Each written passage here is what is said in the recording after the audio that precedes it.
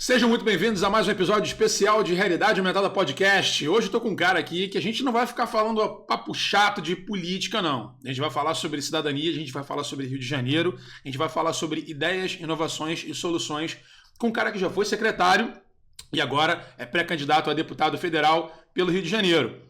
O nome dele é Chico e o sobrenome Bulhões. E hoje eu tenho ele aqui na Realidade Aumentada. Beleza, meu camarada? Fala aí, cara. Tudo bem? Prazer te conhecer. Prazer é meu, pô. Prazer estar aqui. Como é que tá a correria aí pra candidatura, dessa maluquice que vai ser aí no final do ano? Tá boa, cara. Assim, desde que eu, em 2018, comecei, né? Eu não era da política, mas desde que eu entrei, é só correria, cara. Acho que em nenhum momento eu tive um momento de tranquilidade. Então, assim, essa correria só vai continuando. Teus pais não falaram, meu filho, faça um concurso público, vai fazer uma parada BNDES, Caixa Econômica. Com certeza, né, cara? Tudo menos política, né? Os pais falam, pô, cara, que você vai se meter nesse negócio, confusão, as pessoas e tal. Eu falei, cara, se a gente não se meter, quem vai se meter, cara? Alguém tem que se meter. Essa é a pergunta que eu faço. Se a gente não entrar, outras pessoas vão entrar, podem ser bem piores que a gente. É isso. Mas tu acha, por exemplo, você tá com quantos anos? Desculpa perguntar. 34. 34. Pô, eu sou mais velho que você, cara. Olha que loucura. Mais cara de garoto. Mas tu acha que tá melhor a aderência na hora de você falar que tá entrando em política ou tá trabalhando com política? Você acha que a aderência do público tá melhor do que, sei lá, tipo, há 10, 15 anos atrás, velho? Cara, eu tenho dúvida. Eu acho o seguinte, eu acho que as pessoas sempre sabem que é importante, mas não necessariamente elas estão dispostas a participar.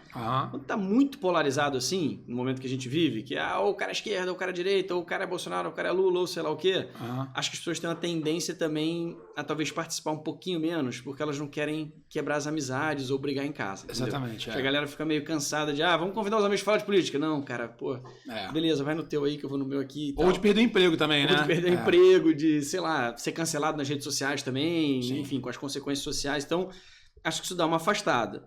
Quando tá menos, por exemplo, acho que 2018 estava um pouco menos. Apesar de ter sido um pouco mais radical por um lado, eu acho que estava um pouco menos polarizado. As pessoas têm uma tendência a se sentir um pouco mais à vontade de participar. Então, Sim, cara, acho que é um pêndulo. Tem horas que tá mais, tem hora que tá menos, vai e vai. Eu acho que é que nem um... Eu vou usar uma expressão que vai parecer muito grosseira, mas acho que não tem como ser mais certo que isso. É como se fosse uma conquista de uma colônia de bactérias. Que ela vem a infestação, ela começa a expandir, aí você trata com medicamento, aí ele vai começando a brigar, então fica aquele empurra de um lado para o outro, um querendo resistir ao outro, até eles um dominar o outro, né? Isso, ou então, né, tipo, sei lá, pelo menos manter um equilíbrio, mas o jogo de empurra vai sempre existir. Agora deixa eu te perguntar uma parada. Você trabalhava na Secretaria de Desenvolvimento, como é que era o nome da... Desenvolvimento Econômico, Inovação e Simplificação. É um nome grande, é tudo menos simples. Isso aí. Aí, vamos traduzir. É isso. Era responsável pelo quê, assim? Vamos lá, duas coisas. Primeiro, a gente unificou, juntou, na verdade, o licenciamento urbanístico com o licenciamento ambiental. Sim. Antigamente, o licenciamento ambiental ficava no meio ambiente, o urbanismo ficava na Secretaria de Urbanismo. Então, a gente separou isso, juntou os licenciamentos. Aí passou a existir uma Secretaria de Planejamento Urbano, pensar a cidade do ponto de vista urbanístico. Sim. E a Secretaria de Meio Ambiente continua existindo também, com a parte de fiscalização ambiental e a parte de pensar políticas públicas para o meio ambiente. Sim. Licença, muita gente não sabe muito bem como é que funciona a licença. Então, uma explicação rápida, assim. Licença é basicamente o teu direito como proprietário, tá? Porque, assim, tem uma lei que diz o seguinte, olha, cara, você pode ou não pode fazer o que você está pedindo para fazer. Sim. Se a lei te der o direito de fazer, é isso que o servidor público técnico tem que analisar. Ele fala o seguinte, você vai lá com um pedido de obra na tua casa, ou uma licença para cortar uma árvore, que tem que ter compensação ambiental, etc, para fazer uma construção. Se a lei te garante o direito de fazer, isso é um direito seu. Então não é uma escolha do administrador, não é uma escolha do secretário, não é uma escolha do servidor. É um direito que aquele proprietário daquela terra, né, que é propriedade privada, tem ou não de fazer. E aí, sob o ponto de vista da licença ambiental, se ele quiser licença, o que ele tem que fazer? Quantas árvores ele tem que plantar para cada árvore que ele tirar? Sim. Ou qual intervenção que ele tem que fazer para não ter um impacto tão negativo? Ou no urbanismo, o cara que construiu um prédio, beleza, mas a lei diz que você pode construir um prédio até tantos andares, com tal tamanho, com alguns espaçamentos de distância para a rua, de distância para a calçada, pode ter muro, não pode ter muro. Isso são essas regrinhas que vão criando esse desenvolvimento da cidade. Então, o prefeito Eduardo Paes me chamou e falou assim, cara, além da parte de desenvolvimento econômico, eu acho que a gente tinha que unificar esses 2 licenciamentos com o olhar de desenvolvimento econômico. Primeiro porque não tem desenvolvimento econômico no século XXI que não tenha sustentabilidade. Então, tem que conversar com a questão de sustentabilidade das leis ambientais. E segundo, porque isso aqui afeta muito mais a atividade econômica. Né? E as pessoas... É que tem gente que escuta atividade econômica e leva para o lado ruim. Que nem tem gente que escuta a palavra poder e leva para o lado ruim. Sim, certo. Poder não é bom nem ruim, cara. Poder, ele ele pode ser usado para uma coisa boa, ele pode ser usado para uma coisa ruim. E é um pouco isso. A atividade econômica, ela pode ser uma coisa com impacto muito negativo para a natureza, com aquela imagenzinha da chaminé, da indústria saindo, aquele negócio antigo. Ou, cara, pode ser um negócio super revolucionário, com impacto social, mudando a vida de milhares e milhões de pessoas. A gente está aqui, por exemplo, aqui no teu podcast, e a galera está assistindo a gente numa plataforma digital que algum dia, e é uma atividade econômica que algum dia alguém inventou e a gente consegue falar para mais pessoas. Então, e é tudo à base de carvão. Não é isso? Muita fumaça, assim. Pô, aquela fumaça, aquela produção. Estilo pica-pau, estilo pica-pau. Fumaça aqui só da churrasqueira, né, cara? E outras coisinhas também, mas eu não vou falar para não atrapalhar a tua campanha. Então, assim, cara, o lance a gente tem que parar de tirar um pouco desse olhar. Até quando a gente fez isso, o prefeito tomou essa decisão, uns repórteres vieram, mas você não acha que tem um conflito de interesse entre o que é econômico e o que é ambiental? Eu falei, cara, não deveria ter. Eu acho que o grande ponto é esse. Eu acho que justamente porque teve durante tanto tempo, é que a coisa desandou e agora nós estamos aqui enfrentando um desafio climático. Agora, se a gente tiver um olhar de sustentabilidade com economia, com atividade econômica, com impacto social, cara, com certeza a gente vai tirar coisas melhores disso aí. Então, as coisas, na verdade, têm que ser unidas e andar juntas. Então, essa foi uma maior revolução assim, do que a Secretaria faz. Então, em paralelo à parte de inovação, que a gente tem vários projetos, fez vários projetos, e a parte de simplificação, que é cortar a burocracia, né, que é um serviço público com mais eficiência, ela teve essa parte importante, que foi unificar esses licenciamentos dentro desse olhar também de política pública de economia.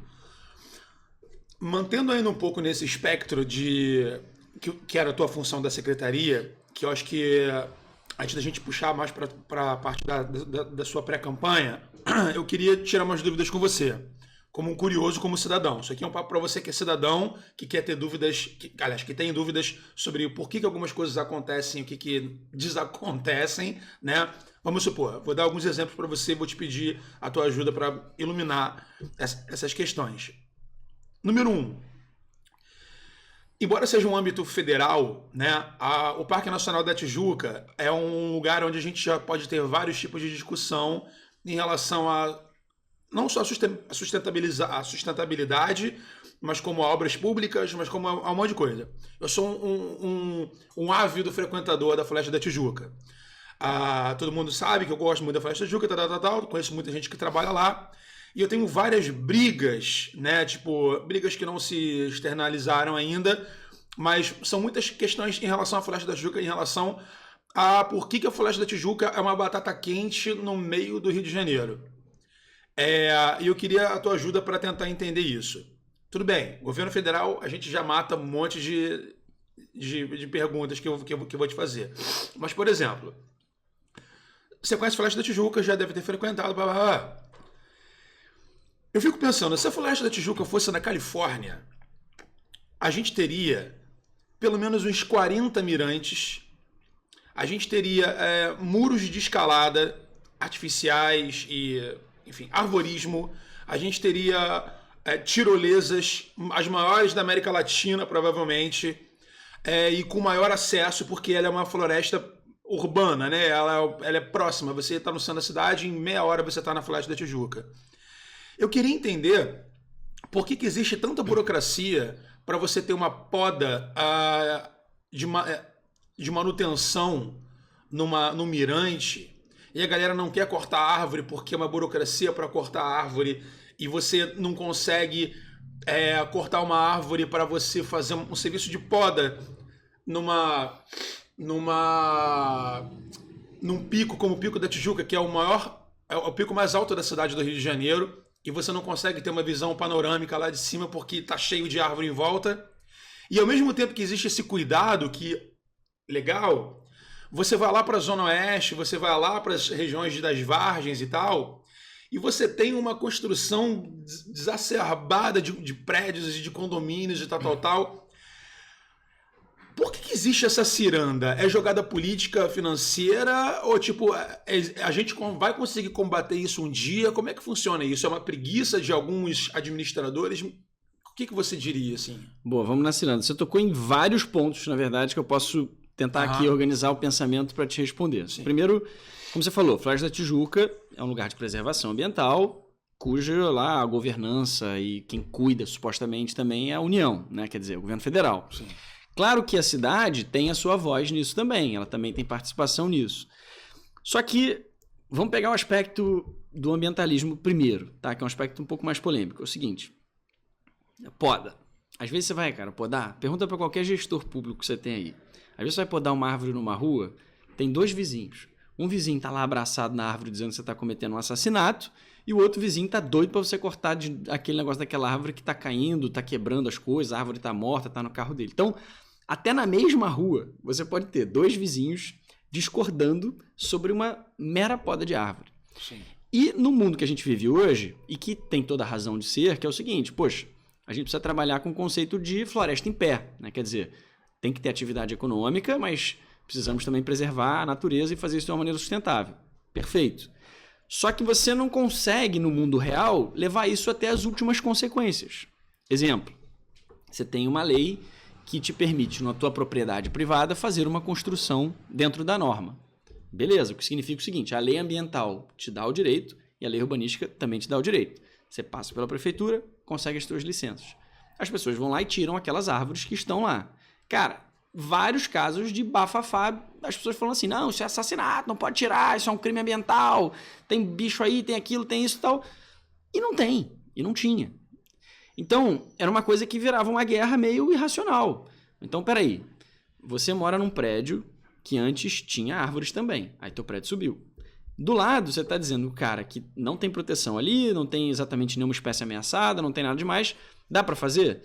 A pessoa vai lá, faz e, cara, vira um bafafá. Por que eu estou te dando esse exemplo? Porque você mencionou a Floresta da Tijuca de construir mirantes, de eventualmente podar uma árvore, de eventualmente fazer uma tirolesa.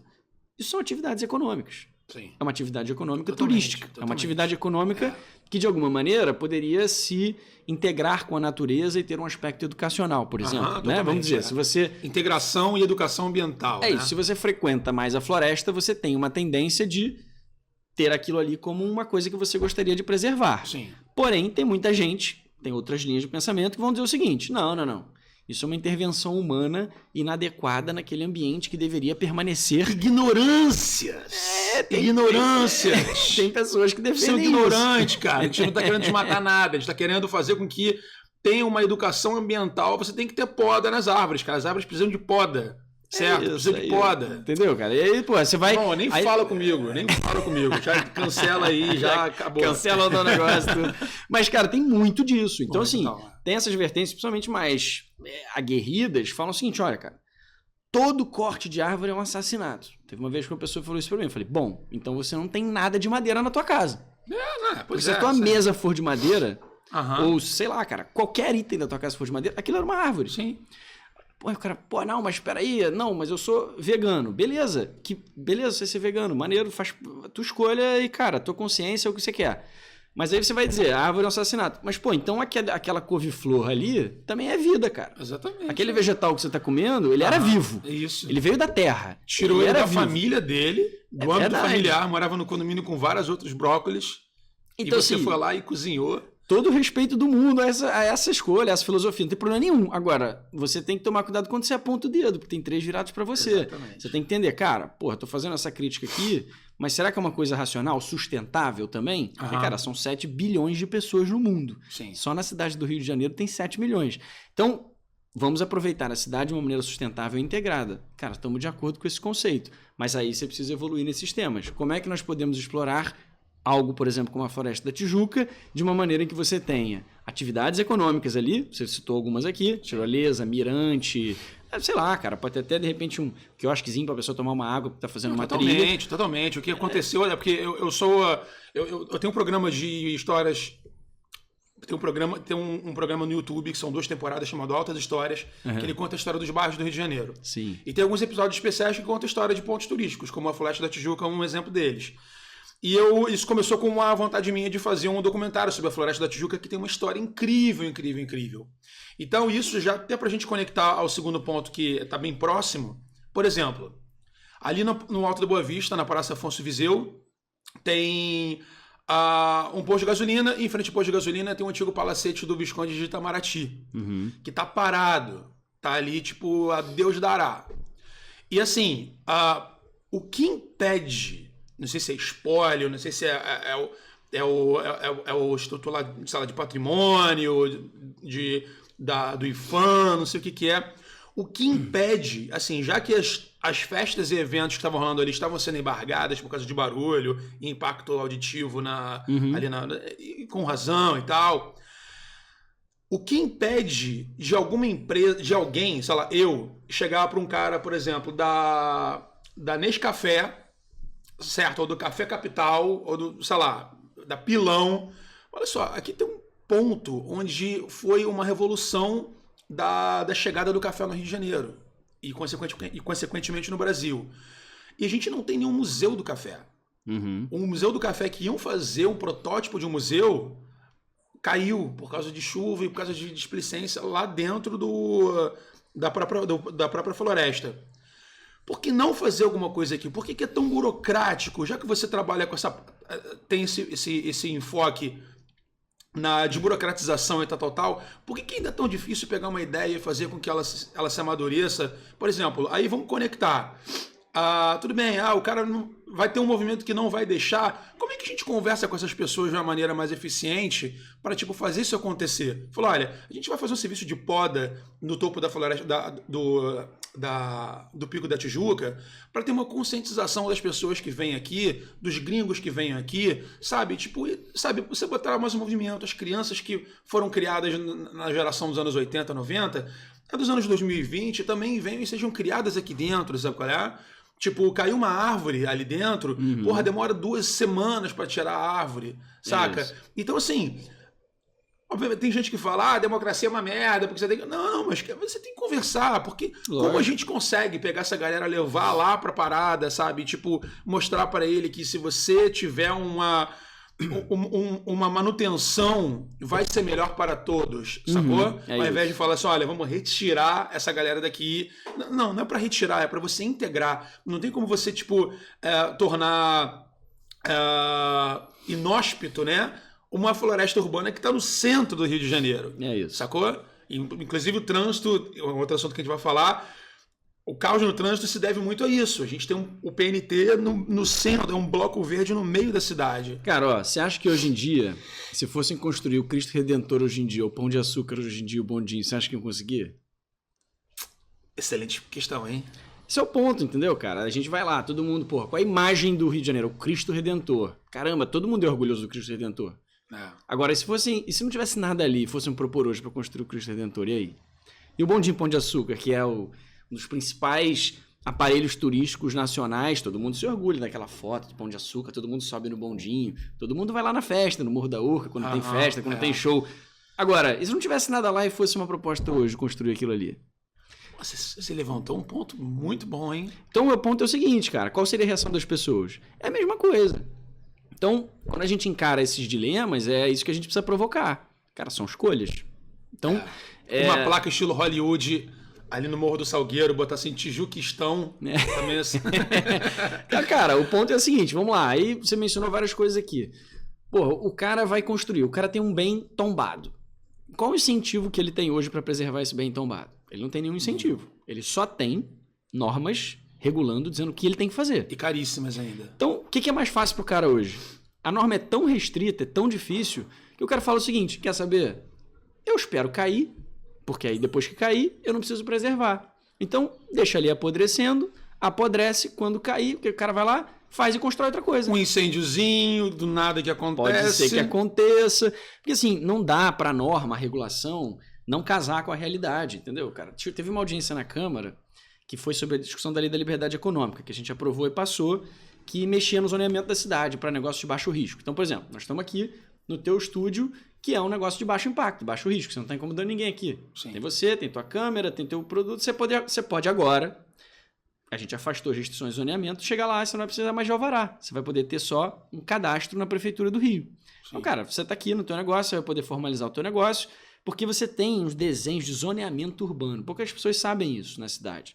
Basicamente, cara, no passado, em 1976, você pegou o mapa ali e para planejar a cidade, você meio que pega o mapa e desenha uns zoneamentos. Tipo, ó, aqui pode comércio, só pode comércio, aqui só pode casa, aqui pode casa e prédio, aqui pode casa, prédio, comércio, aqui pode farmácia. Tem uns casos tão doidos que você tem uma rua que de um lado da rua pode uma igreja, mas do outro lado da rua não pode, só pode casa.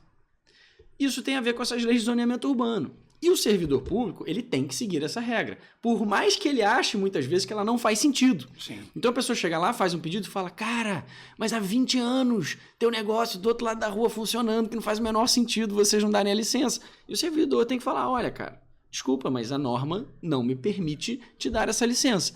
E aí, cara, entrando um pouco no que você falou anteriormente de negócio de vargens, de outras construções, na minha opinião, tem muito a ver com isso. Eu acho que a gente tem uma visão do zoneamento urbano, de planejamento, muito antiga, do passado, que precisa evoluir. E fica esse negócio restritivo, que a pessoa fala, não, mas isso aqui é tão bucólico, isso aqui era tão bom. Cara, era bom há 20 anos atrás, mas agora ninguém consome mais. Dinâmicas da vida, dinâmicas de mercado. 20 anos atrás não tinha um podcast aqui, a gente gravando na tua sala. Então, assim, o mundo mudou, cara, o mundo vai evoluindo. Se você não tem regulação, normas que conversem com essas atividades e essa forma de uma cidade que é viva, a cidade é viva, cara. São 7 milhões de pessoas. A cidade, ela vai acontecendo. É claro que tem coisas que são absurdas realmente que você trava. Tipo, cara, beleza. Pô, não dá para você construir um prédio de 12 andares no meio da Floresta da Tijuca. Isso é um absurdo completo. Pô, você tá desmatando, você tá destruindo. Não, não é isso que nós estamos falando. Então, claro que tem esse ponto ótimo que você precisa sempre discutir para você chegar no melhor ponto de, cara, beleza, como é que eu cresço ordenadamente, mas também que tem que ser simples. Isso são as coisas que a gente levou lá para a secretaria. Cara, tem que ser simples para quem quer estar certo. A norma tem que ser compreensível. Não dá para a norma ser uma coisa que ninguém consegue entender, que não tem lógica nenhuma. Sim. Isso é uma coisa muito brasileira, cara. Isso faz com que as pessoas não sigam a regra, sigam o instinto delas, mas isso também faz com que quase todo mundo fique fora da regra. E quando quase todo mundo está fora da regra por alguma razão, se qualquer fiscal bater ali, está todo mundo errado, acontece das pessoas não denunciarem quem está errado. Você cria um clima de desconfiança generalizada. Porque a regra é tão difícil, tão incompreensível e tão ilógica muitas vezes, e ela não é debatida porque alguém quer preservar aquilo, sempre tem alguém com interesse. Sim. Vamos lembrar disso. Não é interesse político, não. Interesse privado também. Sempre tem alguém com interesse. O cara que sobe um prédio aqui, que tem uma vista para uma lagoa maravilhosa, ele quer manter aquela vista. Ele não quer que o cara que tem o terreno da frente dele construa um prédio também. Exatamente. Porque vai matar o valor do apartamento do cara que não tem aquela vista. Sim. Então aquele cara vai lutar com unhas e dentes para não deixar de jeito nenhum o cara subir um prédio na frente do prédio dele. Ainda que seja um direito do cara fazer isso. Sim. E as pessoas fazem isso todos os dias, tá? Imagina. Total. Então assim, isso torna o ambiente um ambiente em que quem quer estar certo dentro da regra fica parecendo o otário da vez. Porque quem só sai fazendo, e sai fazendo de qualquer jeito, e sai correndo para fazer, que é a grande maioria dessas pessoas que fazem essas milícias, etc., que saem construindo, quando esses caras fazem rápido e botam gente para morar lá dentro, a prefeitura ainda tem dificuldade de derrubar o prédio, porque ela tem que tirar aquelas pessoas dali, dar um encaminhamento para aquelas pessoas, para aí então ela poder fazer alguma coisa. Isso é questões da justiça, Ministério Público, etc. Então, você cria todo um ambiente que é o seguinte: pô, nós estamos batendo palma aqui para quem está fazendo besteira, cara. Nós temos que parar de bater palma para quem está fazendo besteira. Vamos valorizar quem quer fazer certo. As pessoas iam lá na secretaria e falavam assim, pô, mas a norma tem que ser dura aqui e tal, porque senão as pessoas vão fazer besteira e vão vir aqui pedir. Cara, ninguém aparece na prefeitura para tirar uma licença que quer fazer besteira. A pessoa só vai lá e faz. A pessoa que entrou com um processo, a pessoa que buscou estar correta, a pessoa que fez um pedido de licença, normalmente, posso dizer aí, 95% das vezes, vamos dar uma margem de erro aí, cara, a pessoa quer estar dentro da lei. Ela não quer fazer um negócio errado. Só que o sistema vai empurrando ela para ficar na ilegalidade o tempo todo. Então a gente mudou, falei bastante isso, os servidores até da secretaria abraçaram muito isso também, entendem isso, porque quem vive isso na pele todo dia são eles. Sim. Eles que têm que lidar com o cidadão ali na ponta, querendo aquela solução. Eles muitas vezes têm uma opinião para resolver aquela solução, para dar uma solução, mas eles não podem fazer, porque a lei não permite. E aí é a importância de você eleger pessoas em qualquer casa legislativa do Brasil que consigam pensar e falar sobre essas normas e debater esses temas. Por exemplo, estamos debatendo agora plano diretor na cidade do Rio de Janeiro. O plano diretor dá todos esses parâmetros de construção, aborda essa questão do zoneamento, ou seja, o que pode, aonde, o que. Então, tudo isso determina a dinâmica econômica da cidade e dinâmica social também. Esse plano diretor, ele é âmbito estado, né? Municipal. Cidade do Rio, Câmara dos Vereadores. Então, vereador esse debate está rolando. Vereador e tá prefeito. rolando. Você acha que demora quanto tempo para bater o martelo? Cara, depende de como evoluiu o tema, né? Depende da participação. Agora estão tendo várias audiências públicas na cidade toda, né? A Câmara está fazendo agora as audiências públicas. Então, quem tiver interesse nesse tema mais profundo, fica atento, entra lá no site da Câmara, da Prefeitura, das redes sociais, dá uma olhada. Porque assim, esse é um tema que vai influenciar esse debate. Você trouxe a questão da Floresta da Tijuca. Certamente um dos temas que pode ser discutido ali. Como é que você ocupa o Alto da Boa Vista sem ser favelização?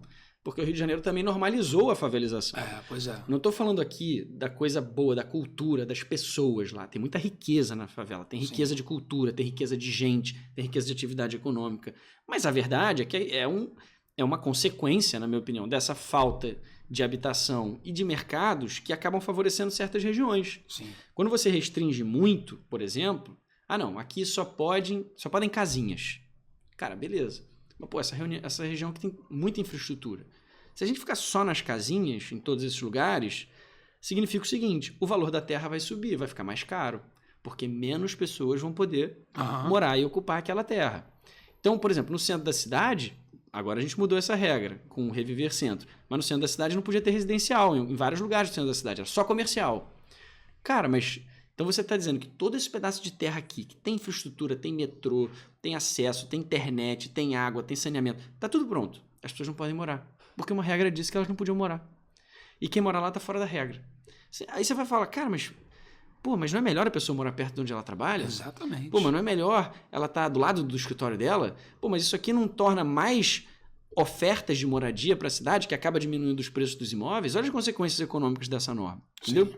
Então a gente precisa parar de ter esse olhar, por exemplo, discutir lei urbanística só com o olhar do urbanismo. Os arquitetos, urbanistas, eles têm uma coisa importantíssima a dizer sobre isso, óbvio. Mas a cidade toda tem, os economistas têm, as pessoas têm, os comerciantes têm, quem está vivendo a cidade tem. Porque se não disser... De novo, eu ouvi numa audiência pública aqui que a moça falou assim, eu acho um absurdo que a cidade seja um palco de atividades econômicas. Não deveria ser. Falei, bom, então tira os seres humanos. Porque onde tiver seres humanos que dependem para comer de recurso, de qualquer recurso que seja, ainda que seja para plantar, o cara vai precisar usar a terra. O cara vai precisar ter uma atividade econômica, uma atividade de troca, não tem jeito. Totalmente. Então, que visão é essa?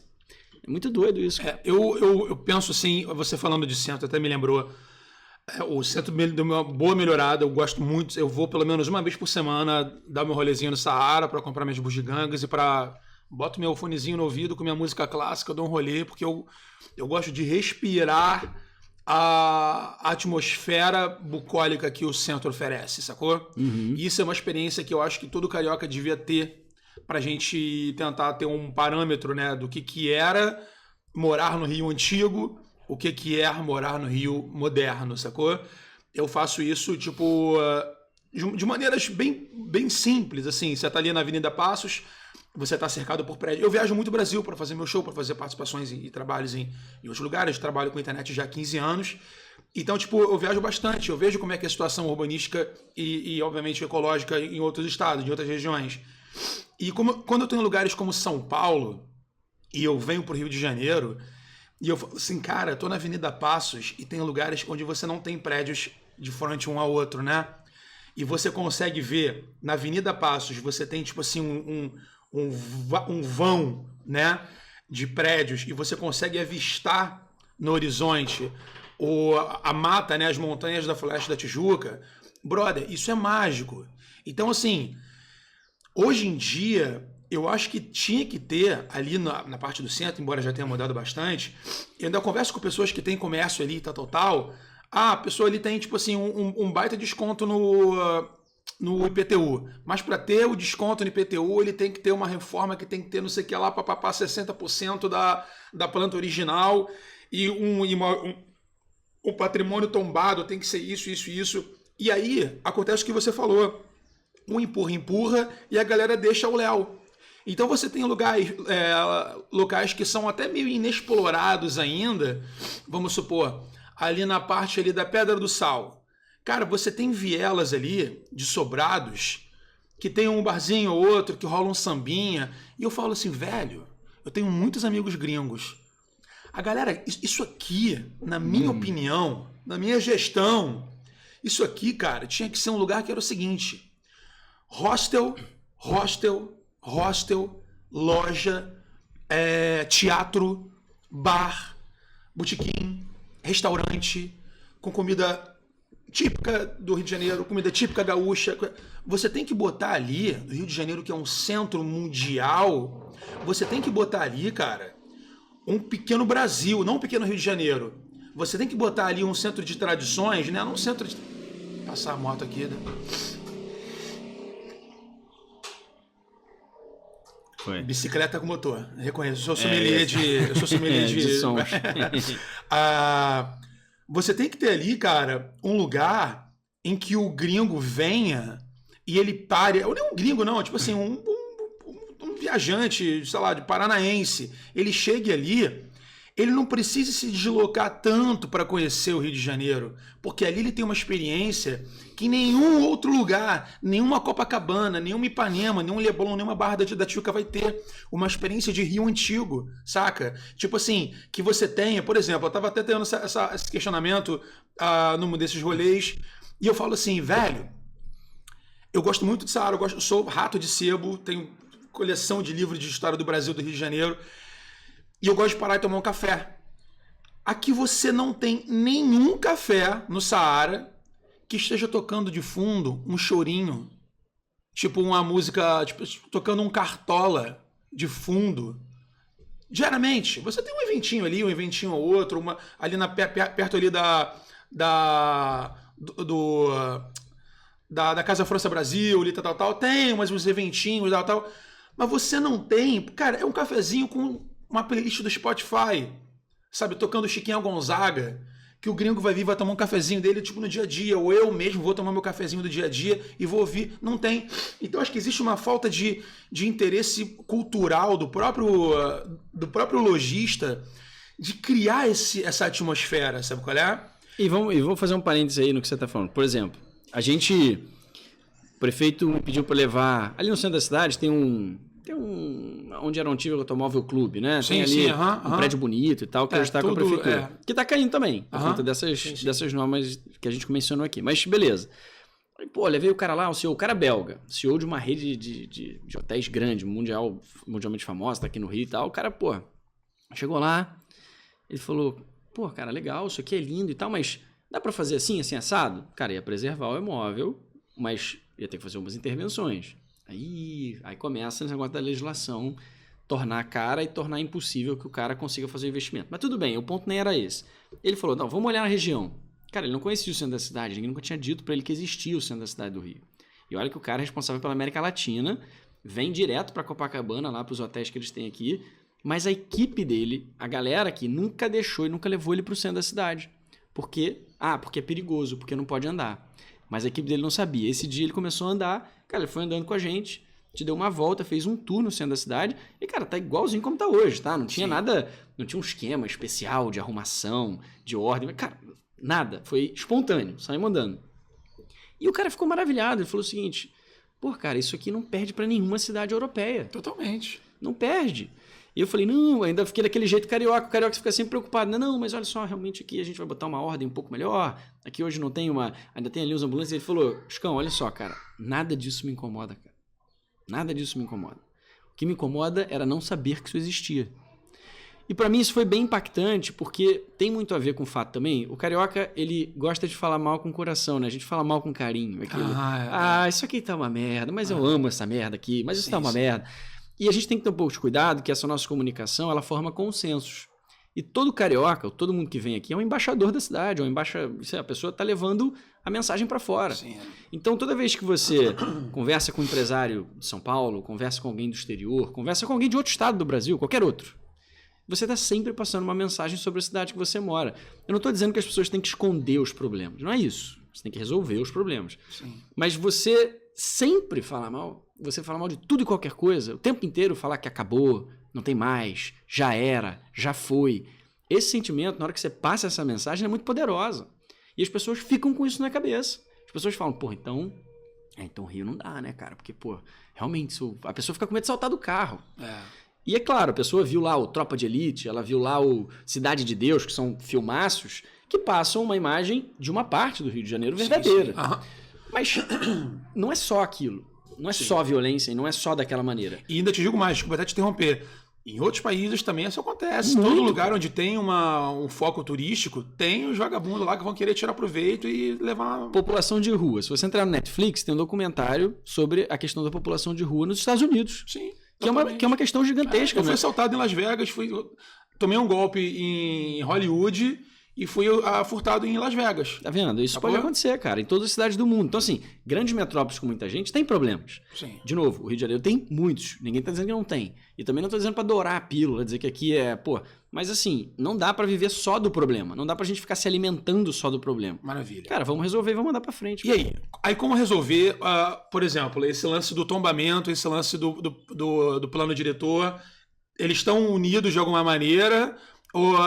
o IPHAN é totalmente independente. Como é que a gente consegue conversar com essa galera e tipo, desburocratizar para a gente tornar certas coisas possíveis em relação à reforma, em relação a tudo mais? Porque eu não entendo. Eu queria muito trazer um cara do IPHAN aqui para falar sobre como funciona essa parte burocrática. São 3 órgãos, né? Primeiro Sim. que já começa, são 3 órgãos. Isso já é uma confusão danada. Imagina. É o quê? É o IPHAN, o IRPH e tem o do Estado. Que eu esqueci a sigla, mas enfim, são 3 órgãos, é um do governo federal, um tem do Estado. Tem o INEPAC também, né? É INEPAC, esse é o Estado, exato. Então tem o IPHAN, tem o INEPAC, tem o RPH. RPH é cidade, o INEPAC lá é Estado, o IPHAN é o federal. Então se você vai construir no centro da cidade, por exemplo, se tiver um interesse histórico desses 3 órgãos, você tem que passar separadamente, por exemplo, por esses 3 órgãos, que podem ter 3 opiniões diferentes. Outra, as normas não podem ser tão subjetivas. Minha opinião, tá? As normas elas são muito subjetivas na análise da licença das pessoas que vão dar licença para esses imóveis tombados. Fica assim, a janela não combina muito. Você tem que trocar essa treliça aqui. Se você colocar essa porta, eu acho que não vai ficar bonito. Esse julgamento ele é pessoal muitas das vezes? É isso que eu tô falando. Quando você deixa a lei ser subjetiva, ele passa a ser pessoal. Pois é, porque isso é muito ruim. Isso devia ir para uma votação de um... Tem que ser mais objetivo. Pelo menos uma votação de uma cúpula de discussão para ter isso, pelo menos para ter uma... Essas comissões existem, tá? Tem essas comissões. O problema, para mim, é a subjetividade, muitas vezes, de cada tema. E não dá para você ficar... Imagina, olha o tamanho da cidade do Rio de Janeiro. Tem várias questões históricas aqui. Totalmente, o Brasil, o Rio de Janeiro, a capital do país era aqui. Sim, Imagina a quantidade de imóveis, principalmente em algumas regiões, que não tem determinado interesse. Então, cara, como é que você vai ficar passando... E aí, imagina todo mundo parar todo dia, um a um, para ficar olhando esses milhares de processos, para ficar olhando um detalhezinho de cada um desses milhares de processos. O cara demora 5, 6 anos para tirar uma licença para fazer uma preservação de um bem histórico que você quer preservar. Por que é um bem histórico tombado? Porque você tem um interesse de preservação daquilo em razão de uma memória. Sim. Então, pô, se eu quero preservar aquela memória, eu tenho que fazer, supostamente, o mais rápido possível, tudo possível para aquela memória ser preservada. Sim. O que a gente faz hoje é o contrário.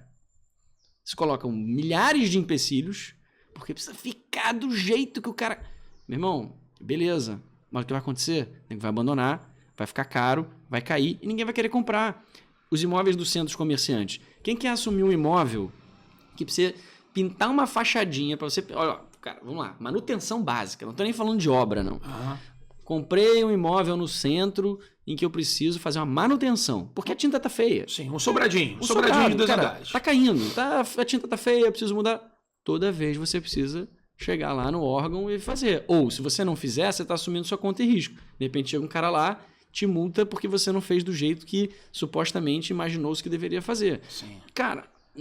Vamos lá, qual o resultado? É isso aí.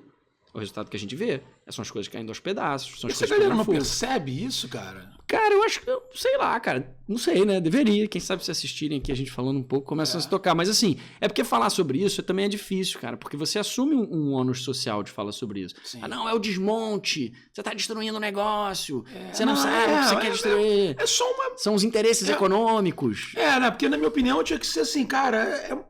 a gente tem que andar junto, de mão dada, sacou? Bom senso, no mínimo. Exatamente, porque, tipo, tudo bem, você não vai descaracterizar uma figura que já tá ali há, tipo, 60 anos, 100 anos, mas também, se você burocratizar isso demais, a parada vai cair. É isso. Como a gente já tem um monte de fachada que eu não sei até hoje como é que ainda tá em pé, entendeu? Isso. E é mais ou menos isso. Agora,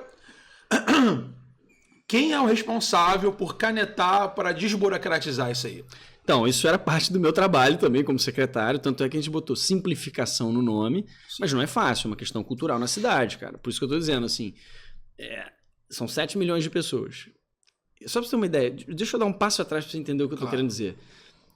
Tinha uma casa bonita em Botafogo. Eu vou dar um caso prático, tá? Tinha uma casa bonita em Botafogo ali. Tinha uma casa bonita, com ares de uma suposta casa tombada, de valor de patrimônio histórico e tal. Mas ela não tinha. Ela não tinha nada disso. Ela não tinha nem valor histórico, nem nada. Ela era só uma casa muito bonita, com uma arquitetura mais antiga, e que os moradores do bairro achavam, alguns moradores do bairro, não todos, achavam muito bonita. Só que era uma propriedade privada, salvo engano, de uma seguradora de saúde até. Mas era uma propriedade privada. Aí o cara ia demolir a casa. Ele pediu para demolir porque ele ia fazer um outro prédio dentro da propriedade privada, dentro da regra. Tá tudo dentro da regra. Cara, foi um auê. Os moradores, não pode, porque é muito bonito, porque tá no nosso bairro e tudo mais. E aí teve um cara, até um advogado, escreveu sobre direito de vizinhança. Ele falou, cara, eu acho que os vizinhos deveriam ter o direito de opinar, deveria ter um coletivo de vizinhos para opinar em cada obra que se faça no bairro. Cara, imagina isso numa cidade de 7 milhões de pessoas. Você não vai fazer nada. Tá bom, tô gravando aqui. Então, assim, imagina isso numa cidade, cara, com 7 milhões de pessoas. Então, como é que você vai discutir cada processo desse com cada vizinho? Sim. Cada um. E são pessoas que não chegam num acordo dentro do próprio condomínio delas. Imagina vários condomínios discutindo uma propriedade privada de alguém sobre o que a pessoa poderia fazer lá ou não a cada momento. Então, assim, vira uma coisa absolutamente irracional. O que você está dizendo para as pessoas é, cara, não faça. Porque para você fazer vai ser tão difícil e eu vou me meter tanto nessa tua propriedade, no teu imóvel, que você começa a gerar no mercado uma percepção seguinte, cara, é muito caro de fazer. Ou na hora que você for comprar, você perde total valor, porque ninguém vai querer aquilo ali. Sim. Que foi o que aconteceu muito no centro. Tipo, cara, tem uma hora que a regulação fica tão cara que, cara, eu nem quero isso. Não me dá. Sim. Não me dá, porque eu vou Vira elefante branco. Porque eu tô com elefante branco, eu não vou poder fazer nada nisso. Pra eu fazer alguma coisa nisso, eu vou demorar 7 anos pra fazer, 8 anos pra fazer. Galera, lembra de 7, 8 anos atrás na sua vida, cara. Quantos anos você tinha? Sim. Como é que era a vida 7, 8 anos atrás, pô? Como é que você fica 11 anos esperando pra tirar uma licença? Como é que você fica 5 anos pra tirar uma licença? A vida muda, cara. A vida é dinâmica. Então, tudo isso tem boas intenções. As pessoas têm boas intenções quando elas falam isso. Elas não estão necessariamente de má fé. Só que o mundo não vive só de boas intenções, cara. Sim. Nós temos que entender o resultado das nossas intenções. Não adianta ter boa intenção e fazer um negócio inexecutável. Às vezes, na melhor das intenções do planeta, você fere alguém. Aí, vamos dar um exemplo de casa. Pô, cara, deixa que eu vou lavar esse copo aqui. Deixa comigo. Cara, porra, eu quero tirar trabalho de você. Aí tu vai lá e quebra o copo. Não importa a tua intenção. Você quebrou o copo, meu. A pessoa não tem mais o copo, não interessa. O resultado das tuas atitudes resultou no copo quebrado, por mais que você quisesse, super de boa fé nas boas intenções lá, limpar aquele copo e preservar. Pode acontecer. Sim. Então pega isso, cara, e multiplica para as questões legislativas, para as questões regulatórias. Parece que o Congresso saiu um pouco na imprensa esses dias, criou 376 novas leis que burocratizam, ou seja, tornam mais difícil a vida burocrática das pessoas. Cara, não faz o menor sentido. Você vai criando... Aliás, uma coisa interessante, as pessoas batem palma pro legislador que criou mais leis. Porra, esse cara produziu, hein? O cara apresentou 150 projetos de lei. Cara, mas o que fazem essas 150 normas? Porque elas vão ditar a tua vida, cara. Exatamente. São 150 normas novas, leis novas, que você vai ter que conhecer como cidadão. Que podem te atrapalhar totalmente. Você nem sabe.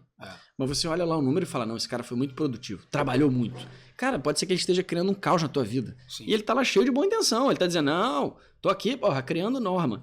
Cara, não, vamos discutir o que é estruturante. Discute as questões. Papel do legislador também, fiscalizar o poder público, fiscalizar o poder executivo, cobrar, debater temas estruturantes, debater grandes questões. Não é só ficar criando leis. Então, mas no Brasil a gente tem um pouco essa cultura. A imprensa cobra isso. Sim. Fala lá, o cara só apresentou 2 projetos de lei. Pô, mas se o cara apresentou puta projeto que mudou a vida das pessoas, cara, já valeu a pena, né? Então, assim, temos que ter um pouco mais essa questão da qualidade, cara. A gente está muito na questão da quantidade, temos que ter mais essa visão da qualidade. E aqui no Rio de Janeiro, cara, para a gente preservar as coisas, tem que ter interesse econômico para preservar. A não ser que, tudo bem, eu também acho certo, por exemplo, vem lá, tombou, patrimônio histórico. Então, o poder público tem que dar uma compensação. O poder público tem que pagar por isso. Porque se tem um valor coletivo na propriedade privada, então o coletivo, todos nós, através dos nossos impostos, falamos, nós topamos pagar parte disso porque nos interessa coletivamente do seu ponto de vista histórico.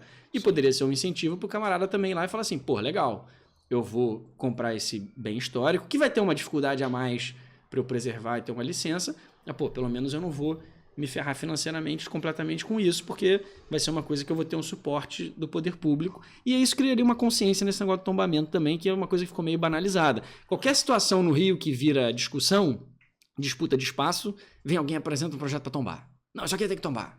Assim, cara, mas quais são as consequências desse tombamento, cara? Então não vai poder fazer mais nada aqui. Exatamente. Nego não vai poder nem entrar, nego não vai poder nem mexer uma planta aqui, cara, uma árvore, não vai poder mexer não vai poder pintar. Porque supostamente você está preservando. Isso até ia me trazer um outro ponto que eu queria comentar contigo, que é o seguinte, por exemplo, eu não sei nada sobre isso, e é uma coisa também que é porque assim, eu acho que em alguns casos o Estado interfere e tem uma autoridade máxima em cima de um patrimônio. Se você estiver devendo para o banco vai lá e pode tirar. Se você estiver devendo IPTU e for para dívida ativa, você pode perder aquele imóvel, tal. Não sei, posso estar chutando, mas eu acho que é assim. Só que, cara, eu fico impressionado com certas coisas, por exemplo. Vamos botar aqui Tijuca. Você tem ali aquele elefante branco em frente ao Morro do Borel, da Casa Branca, que é o antigo Carrefour. Aquilo tá ali, cara, desde que eu me conheço por gente. Ali não tem nada. Inclusive, até há pouco tempo atrás foi desmantelado ali um garimpo ilegal de prego que rolava ali, que até o subprefeito veio aqui e falou sobre isso. Tinha o início de construções irregulares ali atrás e tal. Aí que tá a pergunta. Como é que aquilo consegue se manter durante tantos anos em pé, sem ninguém interferir e sem ninguém pegar para construir ou reformar para fazer, sei lá, tipo, um centro de capacitação para os moradores das comunidades vizinhas, um shopping, um mercado, etc e tal. Como é que consegue ter um imóvel tão grande sem ninguém mexer durante tanto tempo, cara? Então vamos lá, eu não conheci esse caso a fundo, mas eu posso especular aqui sobre várias razões. Muitas pessoas... Primeiro você tem que comprar um imóvel. Sim. Né? Para você comprar terra, demanda uma grana. Quanto é que custa, de repente, esse terreno tão grande numa área nobre da cidade? Né? Então isso já começa assim. Você já começa... Quem são as pessoas que conseguem investir nesse tipo de terreno? Tem um proprietário que segura esse terreno. Muitas vezes os proprietários compram esses terrenos pensando, cara, eu vou esperar para frente o mercado melhorar, ou tiver uma oportunidade no mercado para eu poder eventualmente fazer um prédio aqui, ou fazer um loteamento com várias casas, enfim, aproveitar a minha propriedade privada para dar algum uso econômico para ela. Sim. Isso é bem comum. Várias pessoas compram terrenos, compram as suas pensando no investimento futuro. Cara, isso aqui vai valorizar. O que pode acontecer também no meio do caminho são essas regras aparecerem. Amigão, você antes podia construir aqui um Carrefour, mas com a nova regra você só poderia construir aqui um prédio de 3 andares. Ou a regra só te permite construir ou um Carrefour ou um prédio de 3, 4 andares. Aí o cara fala, bom, para eu construir um prédio aqui de 3, 4 andares, deixa eu ver se a minha conta fecha. Sim. Porque se a conta não fecha, ninguém investe. Ainda mais numa área diferente, é uma comunidade enorme. Aliás, é uma série de comunidades, Ninguém quer perder dinheiro, concorda? Beleza, esse é o aspecto do privado. Para o público é diferente. Falar, não, tá, então não vai ter nada ali, o público tem interesse em comprar. O público tem que comprar a área. A gente tem que ter respeito à propriedade privada. Porque se você não tiver respeito à propriedade privada, cara, o que vai acontecer no final do dia é que os países vai sair investimento. Então, assim, se você não respeita a propriedade privada, que é aquilo que é da pessoa, da construção da pessoa, é o ápice do autoritário. Sim. É o autoritarismo na sua maior essência, que é o seguinte, o Estado faz o que quiser. O político, vamos lembrar, o Estado é governado por políticos.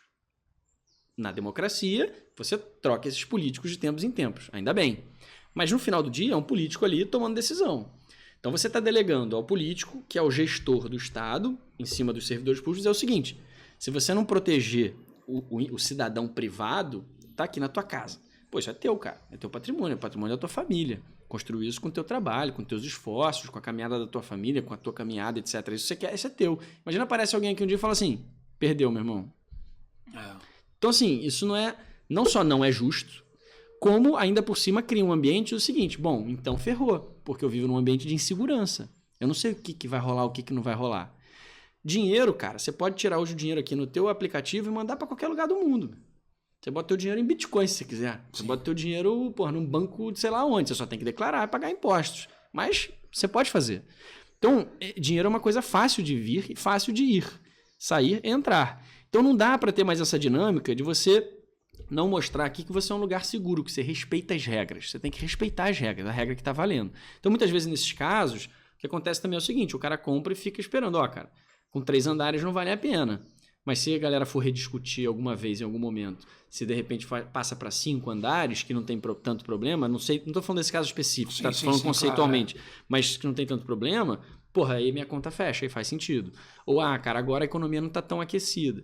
E se o poder público quiser entrar ali e fazer um centro de treinamento, um centro educacional, uma escola, ele tem que vir e comprar. E aí entra essa discussão da desapropriação. Ele pode fazer, mas ele tem que indenizar. E aí o preço também é o seguinte: contas públicas, tesouro público, dinheiro de todos, dos impostos, taxas.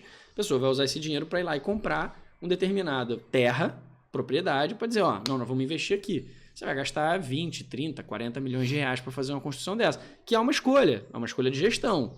Mas aí é uma escolha de alocação de recurso. Vale a pena fazer isso aqui? Faz sentido? Tem impacto de política pública que compense esse investimento aqui nessa região? Então, cara, quando todos esses imóveis... De novo, valor de terra, cara. A gente esquece, quando a gente fala de cidade, nós temos que falar de valor de terra, temos que falar de propriedade, de possibilidade de moradia, da pessoa se deslocar, onde é que a pessoa vai morar. Tudo isso, cara, tem muito a ver com a dinâmica do que acontece na cidade.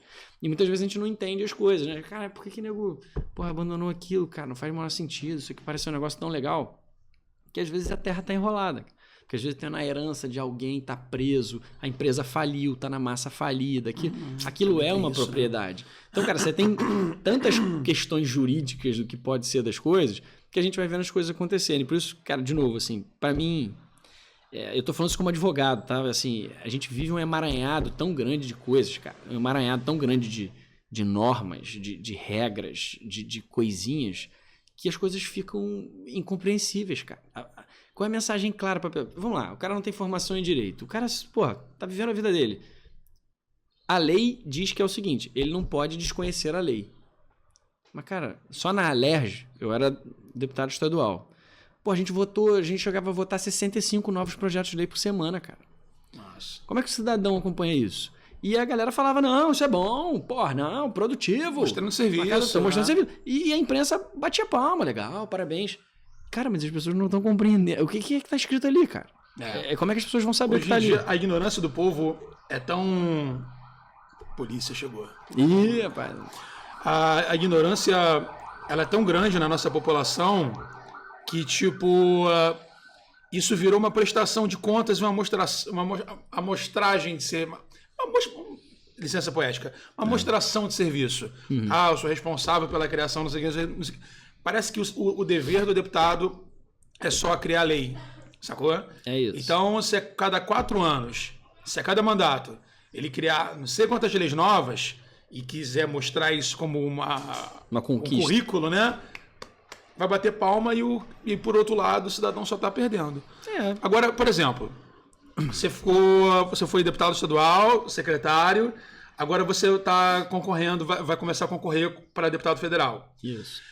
Dentro dessa área que você trabalhou nesse tempo todo, o que você vai levar para Brasília, em prol do Rio de Janeiro, que pelo menos tem a ver com o que a gente falou, ou quais são as suas ambições em relação ao cargo agora que você pretende?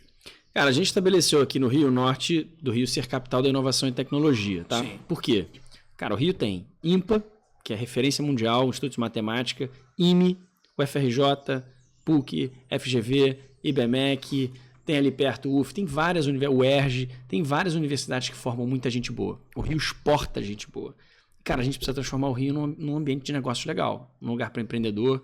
É um lugar que já tem um pouco essa veia descontraída, que a galera ali tá sempre de chinelo, tomando chopp, com uma roupa menos, enfim, arrumadinha, etc. A galera tá no dia a dia. Isso tem muito a ver com esse mercado de inovação, de tecnologia, de pensar o mundo para o futuro, de trazer a questão cultural, de economia criativa. Tudo isso tem a ver com produção de conteúdo. Então, assim, o Rio tem uma potência muito grande aqui hoje guardada para ser capital da inovação e tecnologia. Mas ele precisava desse norte. A gente nunca tinha... E agora o prefeito Eduardo Paes, essa gestão, a gente conversou bastante sobre isso e estabeleceu esse norte. Cara, vamos trabalhar, sob o ponto de vista de desenvolvimento econômico, a questão da inovação e tecnologia. Ter mais startups na cidade, ter mais gente aqui, ter mais emprego, mais oportunidade, mais formação de pessoas nessa área, que são os empregos do presente, cara. São os empregos do presente e do futuro. Sim. Quem mais ganha hoje? Quais são as 10 empresas mais bem avaliadas nas bolsas de valores do mundo afora? São empresas de tecnologia, cara. Talvez tenha umazinha que não seja, das top 10. Você vai ter 9 que são empresas de tecnologia. Que são onde estão os melhores empregos, mais bem pagos. E onde você pode ter uma mão de obra que seja técnica, que não, muitas vezes não precisa necessariamente ser uma mão de obra universitária. Claro, tem a parte da mão de obra universitária, mas você pode ter programadores, por exemplo. Sim. A gente lançou aqui no Rio os programadores cariocas. Vamos formar até 2024 5 mil programadores, que é a galera jovem. Os jovens que se formaram na escola pública ou parte de refugiados aqui na cidade. Isso é uma mão de obra que as empresas que estão lá fora estão olhando onde é que tem mão de obra qualificada. Exatamente. Podem tomar uma decisão de se instalar no Rio de Janeiro para isso. Mas para isso também você precisa ter um ambiente de negócios bom e você precisa ter uma cidade que converse e que ande para frente nesse sentido, que estabeleça esses consensos. Não, beleza, vamos andar. E, cara, em Brasília tem muitos temas que batem nisso. Por exemplo, Galeão Santos Dumont. Não sei se vocês estão acompanhando essa polêmica, mas é uma polêmica que afeta a economia do Rio de Janeiro e que quem decide é o governo federal. Sim. Praias, gestão de praias. Normalmente, agora está até fazendo a transferência aqui para a cidade do Rio, está discutindo isso, mas é um patrimônio da União. Vários imóveis do centro, vários imóveis e terras, ou entidades, serviços públicos que estão aqui, cara, são todos federais. O Rio ele tem uma interseção com o federal muito grande, porque nós fomos capital. Sim. Então, o tempo inteiro, para a gente andar para frente do seu ponto de vista de desenvolvimento, por exemplo, Leopoldina, estação bonita, aquela estação Leopoldina, cara, ali, porra, num lugar maravilhoso, virou um lugar de festa, mas caindo aos pedaços. Sim. Aquilo ali é um patrimônio. Aquilo ali é um patrimônio que você depende do governo federal. Uhum. Então, assim, defender o Rio e essas pautas e casar essas pautas e essas agendas com essa de que a gente estabeleceu aqui, de simplificação, menos burocracia, de um ambiente de negócios, de um Rio com desenvolvimento, etc., tem uma necessidade da gente ter uma bancada forte em Brasília que esteja defendendo também o Rio de Janeiro, os interesses do Rio de Janeiro legítimos. Sim. Cara, São Paulo defendeu São Paulo, Espírito Santo defendeu o Espírito Santo, Minas defendeu Minas. Como o Rio era uma cidade capital, eu acho que o Rio ainda não tem tanto essa cultura de defender o Rio. Mas é bom, não é uma coisa bairrista. É porque, assim, são 46 deputados federais da bancada do Rio de Janeiro que estão lá para quê? Para falar e representar o Rio de Janeiro. Sim. Claro que você está lá, você também vota questões nacionais, você também discute questões nacionais, mas a bancada é do Rio de Janeiro. E eu acho que essa bancada precisa atuar mais focada nessas agendas do que está acontecendo no Rio de Janeiro. É claro que é importante o que está acontecendo na Amazônia, é importante o que está acontecendo no Nordeste, porque nos afeta. Sim. Mas temos que olhar o Rio e temos que encaixar o Rio nessa discussão.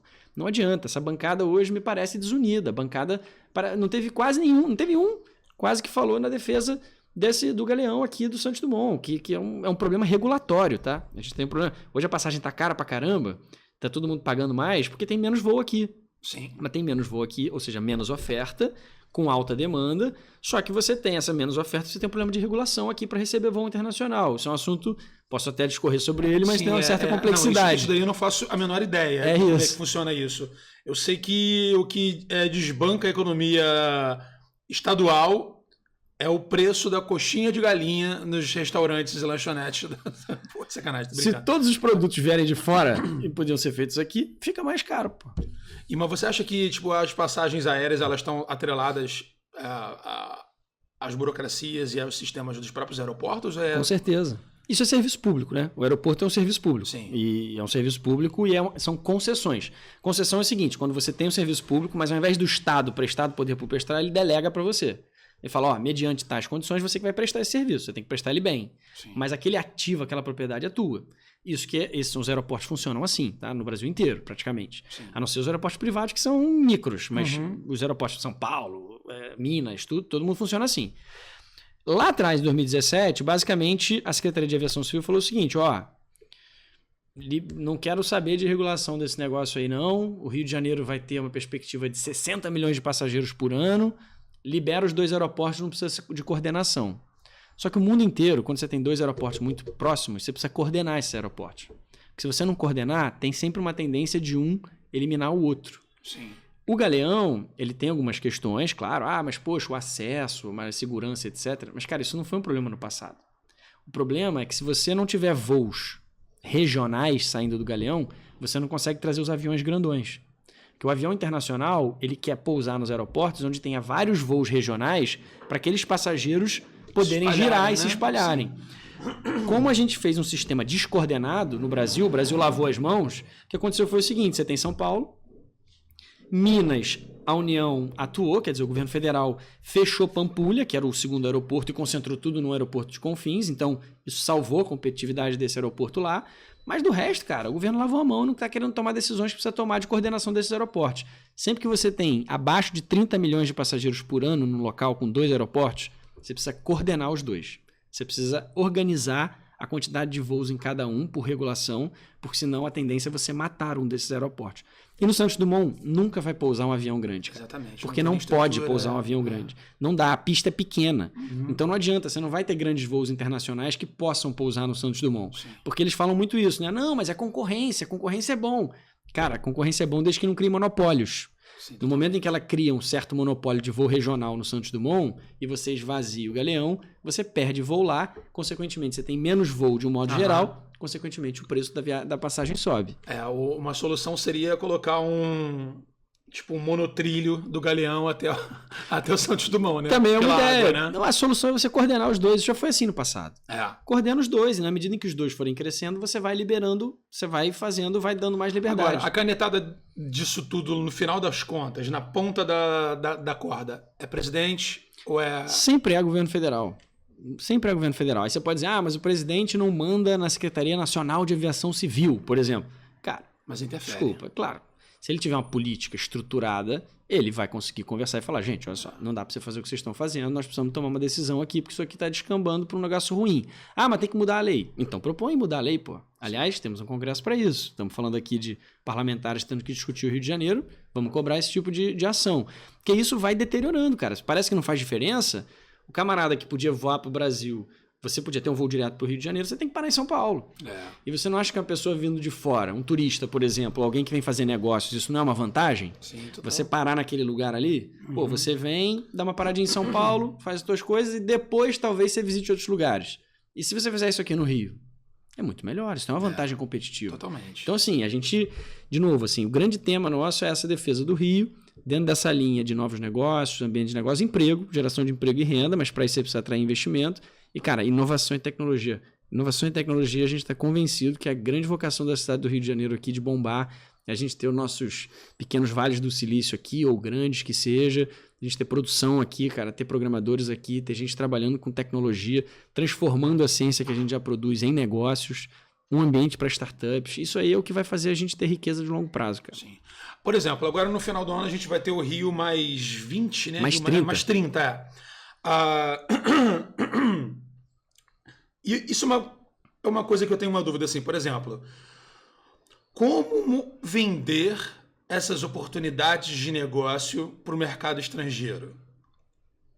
Existe uma inteligência dentro das nossas políticas públicas, vamos dizer assim, que faça algum conteúdo, algum material para exportar, para a galera mostrar, olha, tipo, que nem, por exemplo, Secretaria de Turismo. Você mostra lá o carnaval, mostra as praias, vem, come to Brazil. Existe alguma iniciativa pública ou privada que elabore esses projetos e convide essas pessoas para verem o potencial do Rio de Janeiro, não no âmbito tipo global como um carnaval, mas, por exemplo, olha, essa região aqui do centro tem uma forte tendência a prosperar no quesito turismo e com cultura, com entretenimento, com isso, com aquilo, com a parte arquitetônica de Rio Antigo, papapá. Existe alguma inteligência que faça esse tipo de projeto ou isso ainda está na mão de meia dúzia que tem essa boa vontade? Agora existe. Não existia na cidade do Rio de Janeiro, tá? Nessa gestão do prefeito Eduardo Paes, a gente criou a Invest Rio. A Invest Rio é uma agência de promoção de investimentos da cidade do Rio. Vários lugares já tinham, tipo Invest São Paulo, Invest UK, Invest sei lá onde. Tem essa palavra Invest mais o lugar. Então é uma coisa que o mercado usa muito e o Rio de Janeiro não tinha. Então, quando a gente entrou também, foi um dos temas que eu tratei com o prefeito. Nas primeiras gestões dele, tinha um negócio chamado Rio Negócios, mas era terceirizado, era fora do ambiente da cidade. Quando aí ele teve a eleição e trocou o governo, em 2017 isso se perdeu. Então, assim, a gente conversou muito no começo. Falei, cara, prefeito, acho que é muito importante ter na cidade, a cidade ter essa agência de promoção de investimentos, porque você tem a Rio Tour, que traz para o carnaval, que organiza o carnaval, o Réveillon, etc. Mas não é disso que nós estamos falando. Nós estamos falando disso que você falou. Onde é que estão os melhores terrenos? Quem é o tapete vermelho da cidade do Rio para receber os investidores? Quem é o investidor que está lá fora e, cara, pô, tô olhando o Rio de Janeiro, onde é que eu entro? O que é que eu faço?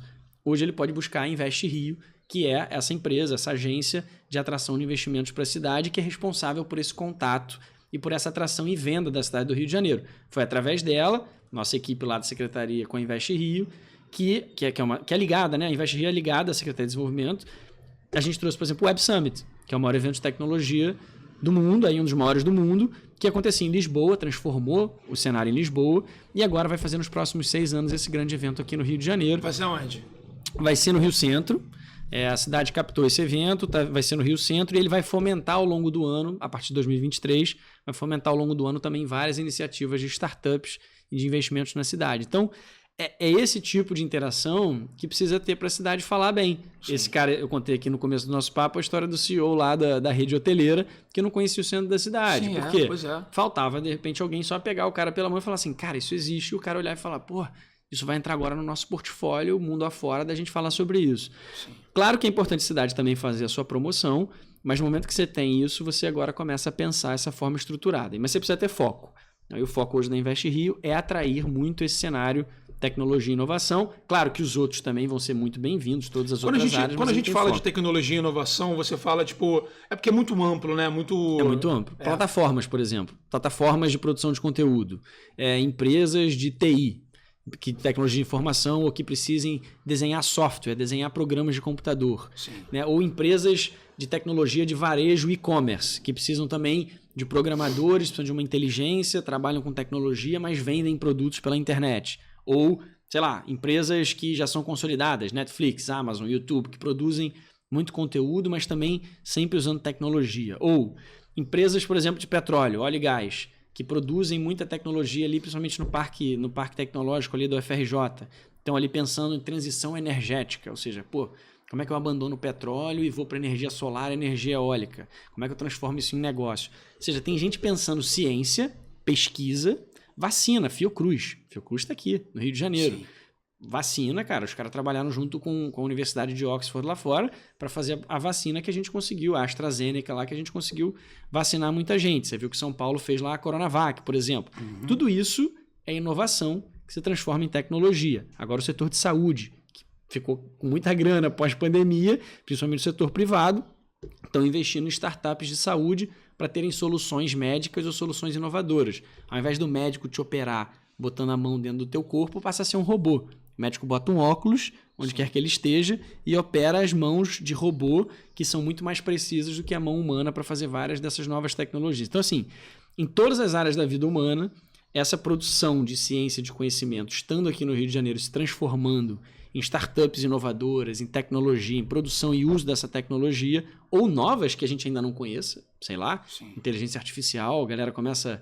Aí teve uma discussão do Google, né? Se o robozinho tinha... Tem uma discussão recente agora, essa semana, se o robozinho que o cara fez lá de inteligência artificial, ele tinha consciência própria ou não tinha. Uhum. Mas, cara, essas coisas só acontecem. Carro que dirige sozinho, que os caras inventaram lá. Essas coisas só acontecem em ambientes propícios a isso. Esse ambiente que a gente quer criar aqui. Assim, não abandonando também, né, o básico, né, que é tipo o entretenimento. A gente, ainda mais no Rio de Janeiro, a gente tem uma classe artística que a pandemia mostrou que é um mercado muito grande, que ficou muito desamparado durante um bom tempo, muita gente ficou sem trabalhar e tudo mais, papapá. E esse mercado artístico, esse mercado de turismo também, ele precisa ser segmentado para locais, como a gente falou lá no início da conversa, segmentado para lugares que eles...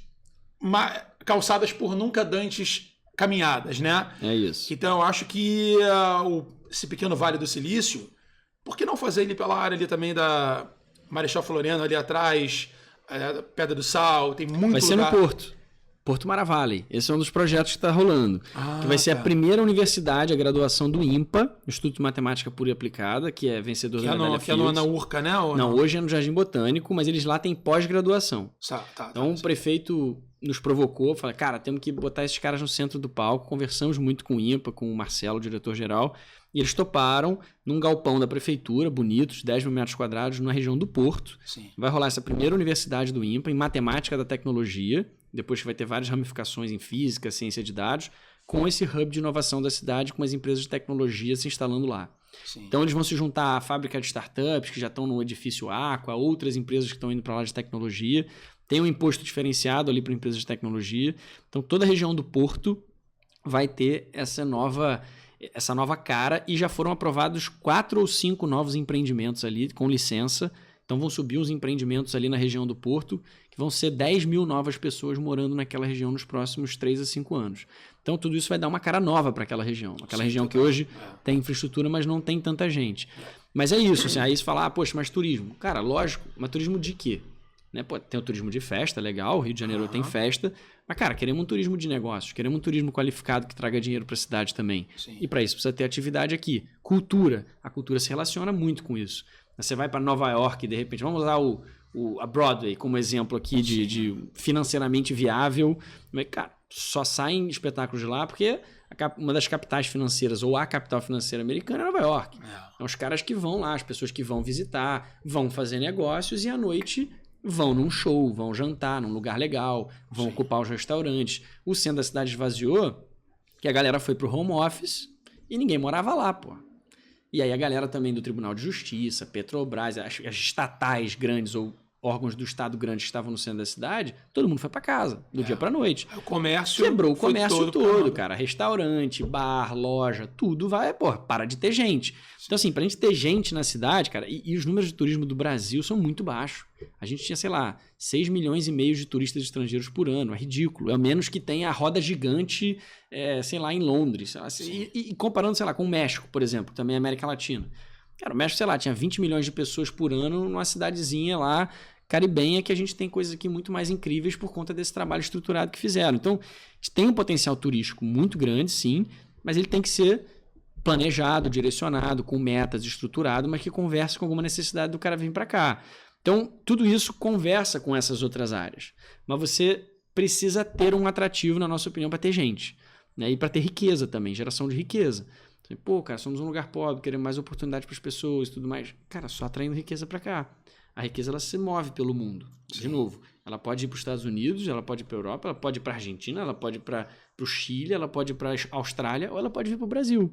Pô, como é que você atrai esse dinheiro para cá?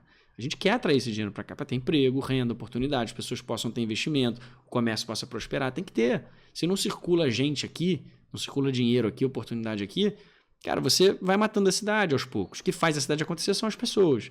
E a gente não tem como viver só do que a gente já tem aqui. A gente precisa atrair pessoas de fora, aumentar esse bolo para ter essa riqueza circulando aqui. Ainda que as empresas hoje tenham uma estrutura um pouco menor. A gente atraiu a vinda para cá de uma plataforma de crédito de carbono, por exemplo, de Singapura, do mercado voluntário. Eles iam para São Paulo, a Invest Rio conversou com eles, a secretaria conversou, eles estavam indo para São Paulo, mas eles viram a gente falando de querer transformar o Rio de Janeiro num lugar de economia verde, de ter uma bolsa de valores aqui, como se fosse uma bolsa verde, e eles falaram, pô, eu já sou uma bolsa verde, só que no mercado voluntário, ou seja, a gente ainda não tem uma regulamentação específica, um dos temas que a gente precisa discutir em Brasília, mas, pô, tem um mercado voluntário, ou seja, a empresa quer emitir crédito de carbono, ou seja, ela não é poluidora, e porque ela não é poluidora, ela gera créditos. Sim. E aí o cara que é muito poluidor pode comprar esses créditos dela e você vai gerando um mercado que começa a criar incentivos para você não ser poluidor e ganhar dinheiro sendo poluidor. E esses caras negociam isso nessa plataforma, por exemplo. Então, cara, esses caras vieram para cá, estão instalados aqui no centro da cidade. São 5, 6 pessoas, cara, são programadores, gente mexendo na plataforma online e tal, que circulam riqueza, cara. Pagam ISS, pagam imposto da cidade, que é um imposto sobre serviço, estão aqui, vão num restaurante, vão numa loja, vão num comércio, e assim você começa a ter essa riqueza. Então, assim, foi assim que São Paulo cresceu, ficou rico. Foi assim que outros lugares cresceram. Se hoje São Paulo é um polo de cultura rico do país, que consegue atrair grandes produções, etc., foi porque ele tinha essas outras coisas também.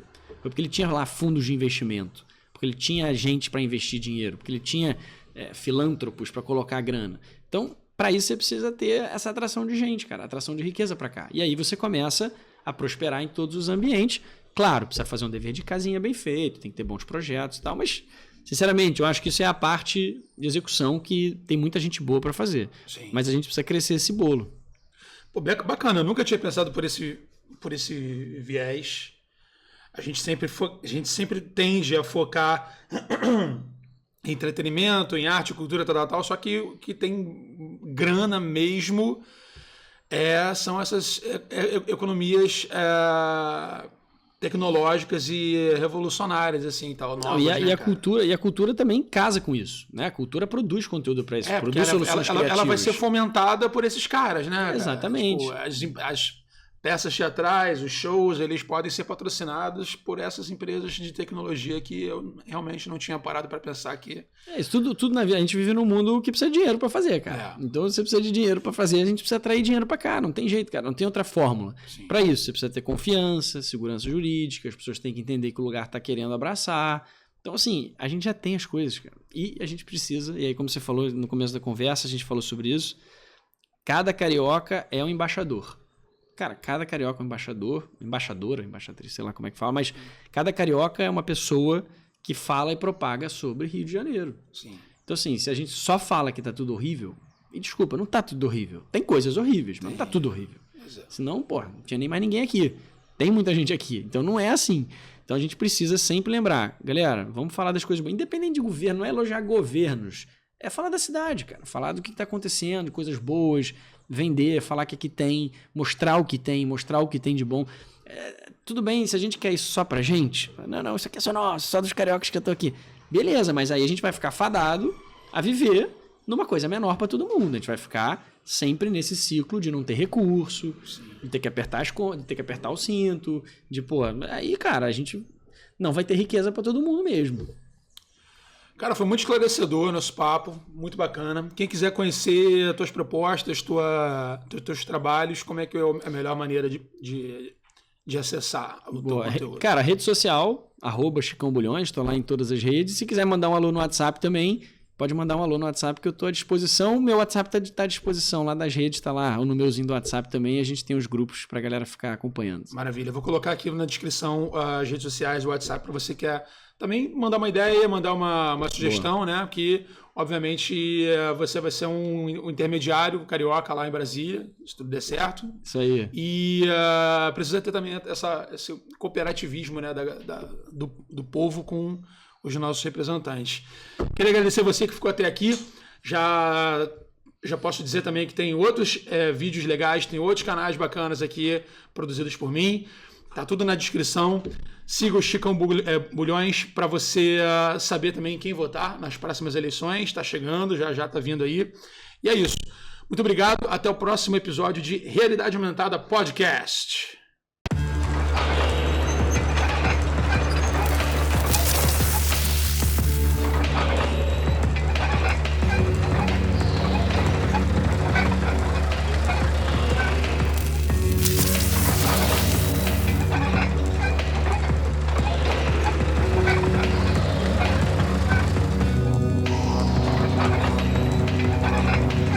Roll 'em. Action.